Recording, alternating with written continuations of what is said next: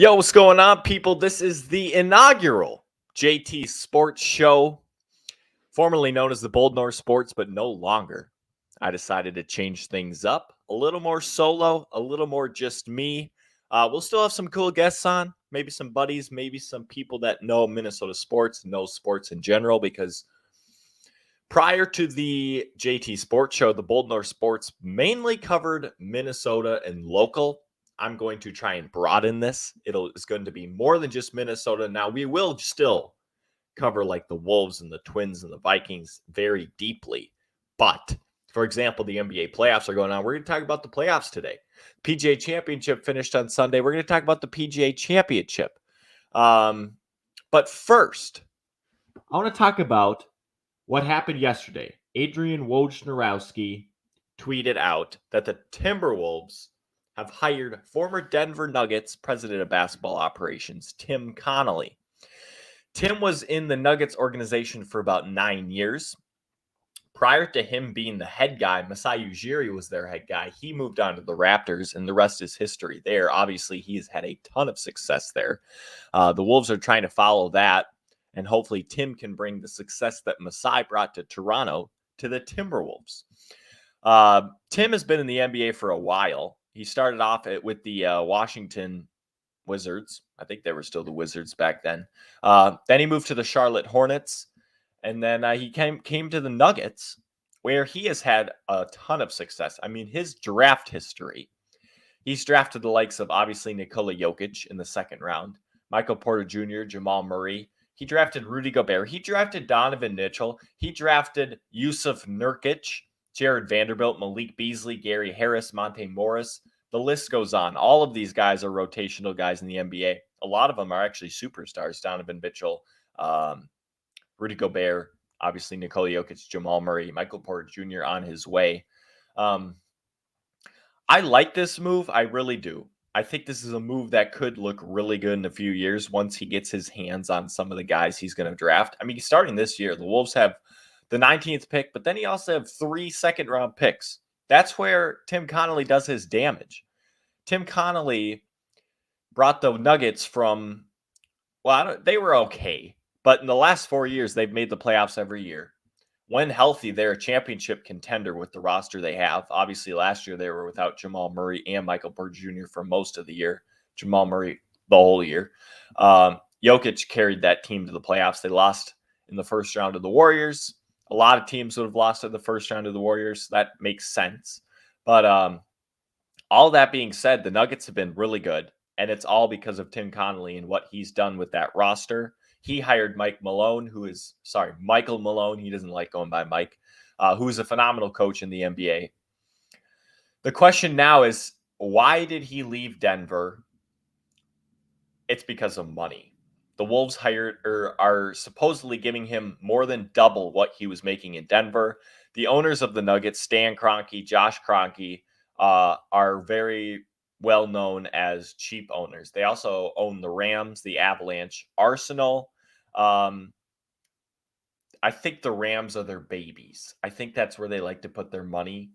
The Nuggets supposedly for a while didn't even have a practice facility. They didn't even have a parking garage. There's a story of I think Ty Lawson, former Nugget, having to go wipe his car off of the snow after one of the games. Like, that just doesn't happen in the NBA anymore. Teams have parking garages. Teams have practice facilities. The Nuggets didn't at the time. So that just goes to show what type of owners the Kroenkes were. Obviously, the new regime here in Minnesota, A-Rod, Mark Lowry, aren't afraid. They are going after their guys. They got their guy. They're spending a lot. $40 million for 5 years. $8 million a year, plus ownership stake, which does not happen. And I'm hearing that a lot of owners in the NBA are not happy about this, because what's the next Pobo going to say when he gets hired? I want equity. I want stake in this team. And so I guess A-Rod and Lowry, and it's happened before, but they really broke the seal here on a big, big, big way, because Tim Connelly got a great deal. And from what I'm hearing also, he didn't want to leave the Nuggets. He had great relationships there. They had a great team there. How do you leave a player like Nikola Jokic, who's a great player on the court, but also a great teammate in the locker room and a great person off the court? But money talks, man. And the Wolves got their guy. So the question now is, what does Tim Connelly do to this Timberwolves roster? D'Angelo Russell. I mean, I really highly doubt he has never made a big blockbuster trade in his tenure. I highly doubt he comes in and makes a big trade right away. In my opinion, what he does first is come in and just let this year play out. Maybe make a couple changes around the edges. Maybe bring in a big guy. Maybe another wing. You can always add more wings, but I don't. The biggest question coming into the offseason is D'Angelo Russell. What do the Wolves do with D'Angelo Russell? What does Tim Connelly think of D'Angelo Russell now? We don't know. We have no idea. We have no idea. What do A-Rod and Laurie do in their first big offseason? Do they want to make big moves? Do they trade D'Angelo Russell? It's a question that will be seen for the next coming weeks and month. I believe July 1st is when the free agency opens. I could be wrong about that, but that's the big news here with the Wolves. Anything else with the Timberwolves? I'm not sure when Tim Connelly will have his press conference, but I'll be interested to hear what Johnny Athletic, Dane Moore, Britt Robson, Chris Hine, all those guys, Jace Frederick, ask him in the press conference. It'll be interesting. But with that being said, there's another team in this town that is extremely hot right now. It's the Minnesota Twins. They've won 5 in a row. They lead the division by, I want to say, 4.5 games now. It's been ugly. They've had a few really good offensive bursts, but they played the Tigers. They played the Royals. They have the Royals after the Tigers right now, and then they have the Tigers again. But you got to win these games if you want to win the division, because these are divisional games. It helps with tiebreakers. The White Sox aren't going to be bad all year. They're going to make a run, and the Twins are going to have to withstand it. The pitching has been good. Sonny Gray gets the nod tonight against the Tigers. Chris Archer has been Chris Archer. He gets like 4 innings. He lets up like 1 or 2 runs, which is all right. It's all right. But what he did early in his career, it's got to be disappointing for him. Who else they got? Josh Winder was starting. He's been moved to the bullpen with Bailey Ober coming back. But the Twins pitching staff in general has been really, really good. Joe Ryan, obviously, he's won Rookie of the Year. The hitting, Byron Buxton's been extremely cold. He is now down to like 220 batting average. Carlos Correa has, ever since he's come back, he's been really good. Luis Arraez, speak that man's name into existence. I think he's 3rd in AL in batting average, 1st in on-base percentage. He's batting like 350 in a good amount of games. I think he's played 34 games. The most any player on the Twins has played this year is 41, and that's Jorge Polanco. So Luis is unlike anything I've ever seen. I mean, Joe Mauer did similar things, and as a catcher, that was probably more impressive, but Luis is freaking amazing. He's the Rod Carew of our generation, and so you have to admire it. The Twins, like I said, they got the Tigers again tonight. Sonny Gray on the bump. I'm not sure who's picking for the Tigers. Oh, his name's Bo Brisky. I think that's his name. 0-3. He's got like a 5 ERA, so the Twins should be in line for another win. Let's move on. This past weekend, the PGA Championship happened, and it was looking like a dull leaderboard. Mito Pereira was leading for most of the weekend, but as what usually happens, the cream rises to the top on major championship courses and major championship tournaments. There's so much pressure, and the guys with experience seem to come to play. Now, there is a guy named Will Zalatoris that doesn't have a ton of experience, but he seems to keep showing up. The putting stroke is disgusting. Every time they zoom in on the 4-footers, it's disgusting. He has a Charles Barkley hitch, and it might be worse. But Justin Thomas made his way. I mean, he had a good first round. He was in the tough wave. There was the easy wave, which was late, early, and then there was the hard wave, which was early, late. I believe I got that correct. But JT had the hard wave, and he still won. I heard that like it was funny. as they went into the playoff, Will Zalatoris had the easy wave throughout the week. JT had the hard wave. They should have just awarded Justin Thomas the tournament, the win going into the playoff, because he had such a harder road to get to where he got. And that makes for what was a super impressive tournament for Justin Thomas. Bones Mackay was on the bag for JT. It's ironic having Phil Mickelson win last year and Bones win this year. Phil not being in the tournament this year, but other things from the tournament, Tiger withdrew. It was hard to watch. I mean, but I like what someone said. The No Laying Up podcast.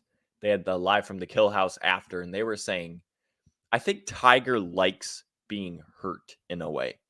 He likes people seeing him battle through stuff. He always talks about what he went through as a child, how his dad treated him, how it was such a tough road to where he got there. And obviously it was. And he's shown that he is as mentally strong as anybody on the PGA Tour. He's obviously probably the greatest of all time. But it doesn't surprise me that he withdrew, but it also doesn't surprise me that he played, because obviously he's not in winning form right now. He's not even in contention form right now, but he continues to go out there. Now the question is, where does he play again?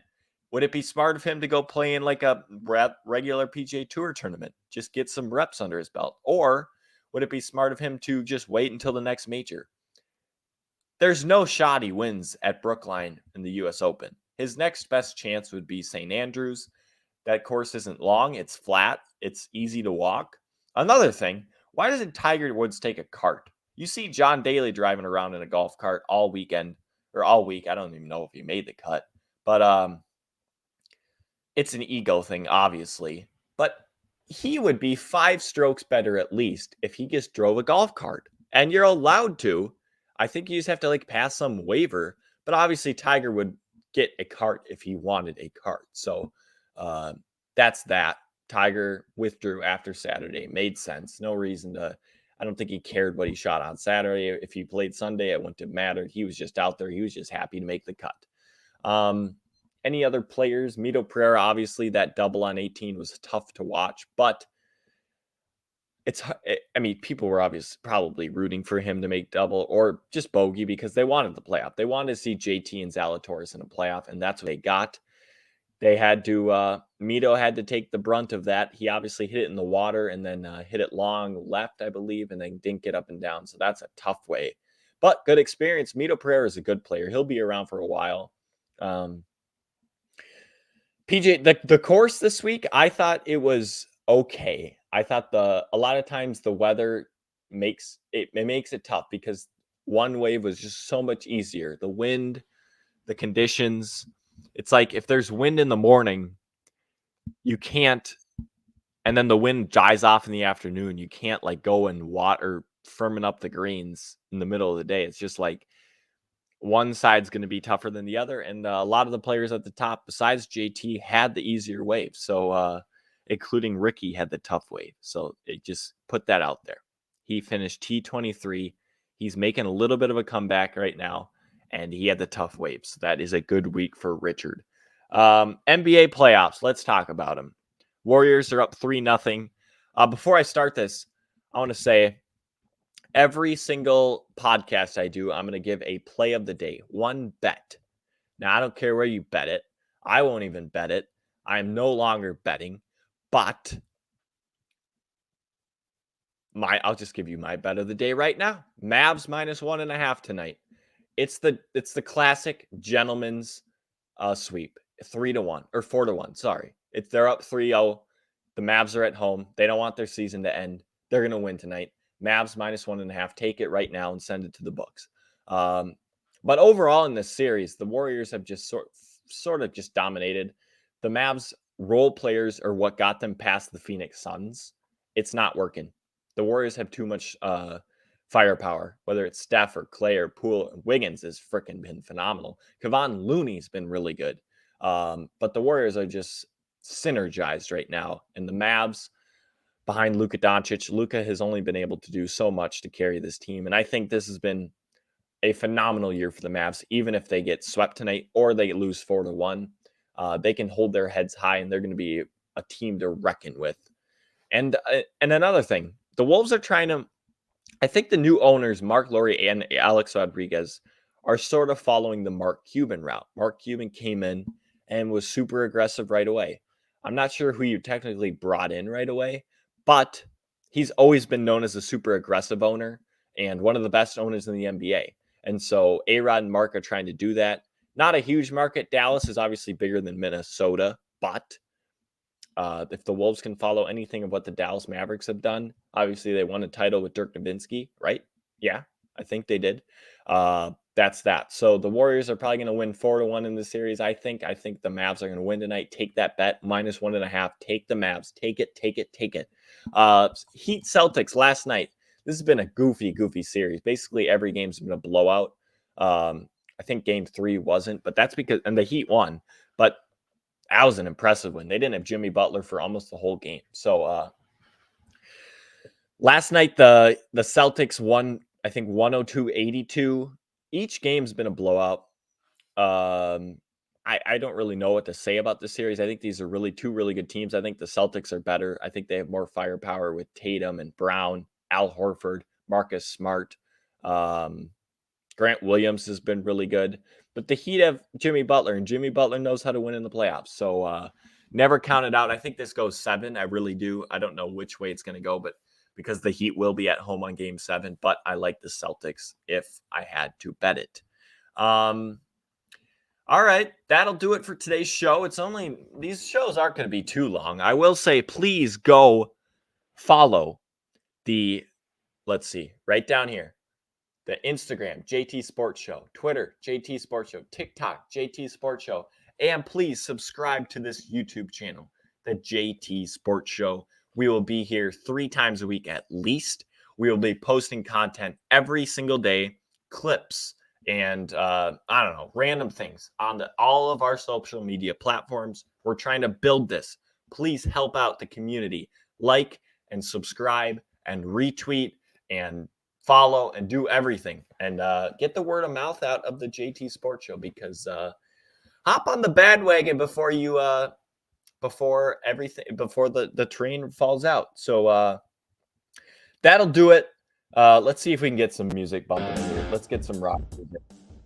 Yep, that's how we like to close out the Sports Show. Everybody have a good day. I'll probably come back Thursday to talk about whatever's going on. Maybe Tim Connelly has his press conference by then. We can react to that. The NBA playoffs will continue to go. The Twins hopefully will be on a 7-game win streak by then. And maybe preview the whatever the golf tournament is this weekend. Fort Worth, Colonial. We'll talk about that. Have a good day.